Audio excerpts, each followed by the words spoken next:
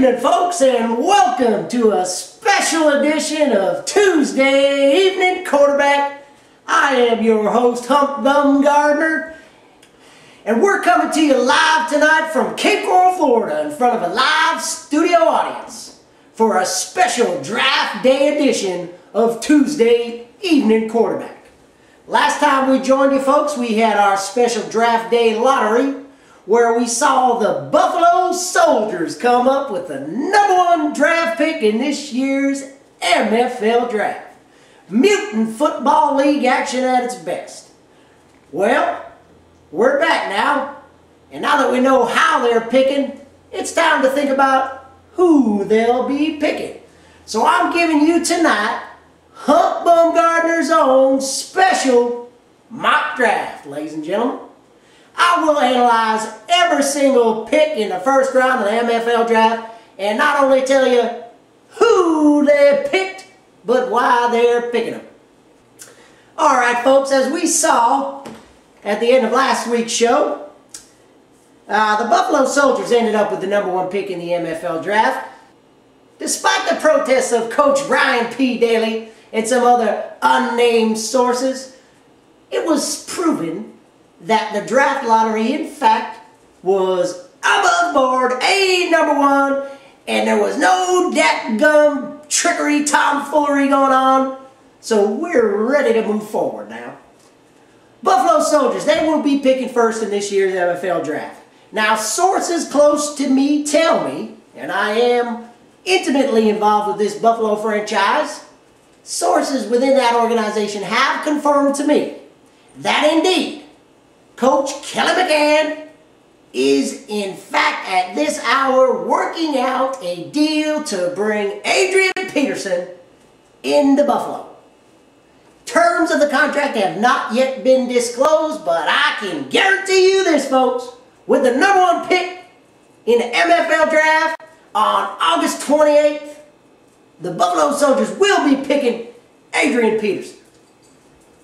Now, Peterson came on like a ball of fire last year. Came out of nowhere. Well, actually, he came out of Oklahoma, but he came out of nowhere like a ball of fire to rush for over 1,300 yards, 1,341 to be exact, with 12 touchdowns. Son of a gun didn't even play a full season, nor did he start. Chester Taylor took the majority of the carries early on in the season before AP started getting handed the ball on a regular basis. I'll tell you one thing about Adrian Peterson, that guy's a dadgum donkey.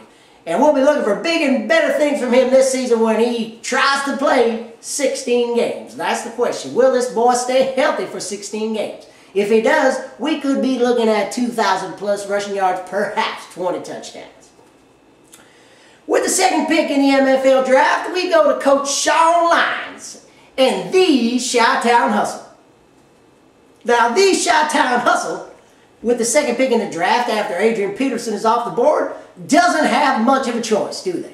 Now, they could get wild and crazy and go reaching for some quarterback, but I know old Coach Sean Lyons is going to play things safe here and take the best available player on the board. That would be LT, LaDainian Tomlinson. Now, LT last year rushed for 1,474 yards and 15 touchdowns. He also caught 60 balls for 475 yards and another 3 touchdowns. Now, if you ask the old Humper, he kind of acted like a little bit of a pussy when it came time for the playoffs, and he started crying about how he was hurt, and he put on his little mask with the black shield there, and he didn't want to look at nobody while his team was getting their ass kicked in the AFC Championship game. But far be it for me to tell Coach Sean Lyons what to do. Second pick in the NFL Draft, Coach Lyons taking LaDainian Tomlinson. Third pick, we've got a former world champion of the world, Mr. Fat Terry Houston and the Philadelphia Fat Attack. Philadelphia Fat Attack is going to be selecting straight out of Philadelphia, Mr. Brian Westbrook. Mr. Brian Westbrook is perhaps the most versatile, most functional, most elaborate running back in the NFL. The man can not only run the ball, but he can catch the ball out of the backfield as well. Now, he ran for over 1,300 yards last year, 7 touchdowns, but get a load of this, folks. That young donkey also caught 90 balls out of the backfield for 771 yards and 5 touchdowns. There's some wide receivers in this league who don't even put up numbers like that. So Coach Terry Houston, staying in his hometown of Philadelphia, taking Brian Westbrook with the 3rd pick in the draft. Moving on now, we are at the 4th pick. And with the 4th pick, we have the 2-time world champion of the world, New Jersey Trash, Coach John Monks, proven to be the most capable, most innovative coach in MFL history. As I said previously, he's the only 2-time MFL world champion of the world. Also happens to be the reigning, defending, undisputed, undefeated world champion of the world as well. Now, Coach Monks here, seeing 3 running backs go off the board, is going to switch gears up a little bit, and he's going to make a little bit of a move here. Now, Mr. Tom Brady had a season last year like none other. And a matter of fact, he had a big part in making sure that the New Jersey Trash secured their 2nd MFL World Championship of the world. But Coach Monks didn't get to where it was by resting on his laurels. No sirree. He's a dadgum innovator, just like I said. And that's why he is going to forego Mr. Tom Brady to choose Gomer Pyle himself, Peyton Manning. Now, Peyton Manning in a little bit of a down year, if you could call 4,040 yards and 31 touchdowns a down year. It was a little bit slow last year, but I think he's going to come back strong this year. And Coach Johnny M has just scooped him up with the 4th pick in the MFL draft. Moving right along now, we end up to the Baltimore Mad Cows. This team is closely defined as a satanic ritual supporting team. They are rumored to have received picks from not Kaiser Sose, but the devil himself. And I am not sure if the devil will be influencing this 5th pick. But the Baltimore Mad Cows are going to select Mr. Joseph Adai.